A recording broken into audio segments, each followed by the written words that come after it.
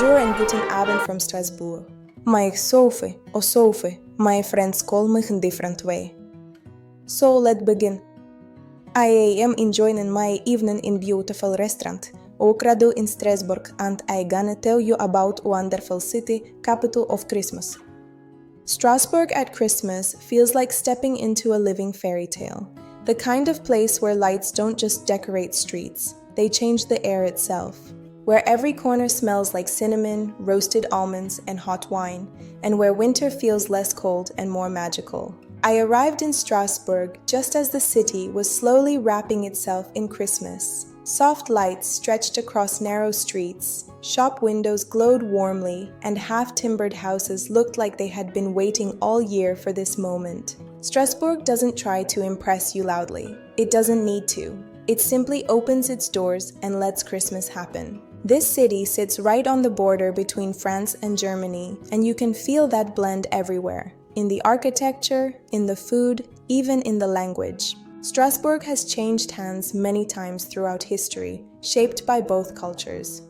Founded by the Romans, later becoming a powerful medieval trading city, and eventually part of France, Strasbourg has always been a place where Europe meets itself. And maybe that's why Christmas here feels so universal, familiar, comforting, and deeply rooted. Walking through the old town, Grande Ile, you feel history under your feet. Cobblestone streets, Gothic details, quiet canals reflecting thousands of lights. The Strasbourg Cathedral rises above everything, dramatic, detailed, almost unreal. During Christmas, it becomes more than a landmark. It becomes a guardian of the season, watching over the city while markets glow at its feet. And this is where Strasbourg earns its title, the capital of Christmas. The Christkindlesmarkt, one of the oldest Christmas markets in Europe, dates back to 1570.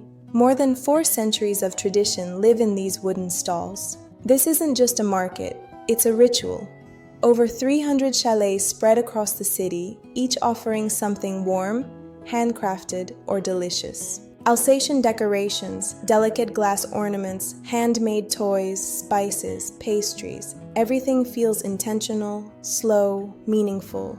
What makes Strasbourg special isn't just the scale of Christmas here, it's the atmosphere. There's no rush. People walk slowly, holding mugs of mulled wine, stopping to talk, laugh, and simply exist in the moment. Lights are warm, never harsh. Music floats softly through the streets. Even the cold feels gentle. One of my favorite places was Petite France, the most picturesque part of the city. At night, with Christmas lights reflected in the canals, it looks unreal. Houses lean toward each other as if sharing secrets.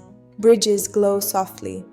And suddenly, you understand why people fall in love with winter here. Strasbourg doesn't separate everyday life from Christmas. Cafes stay busy, restaurants glow inside, families walk together, couples linger longer than planned. Even fine dining becomes part of the festive story.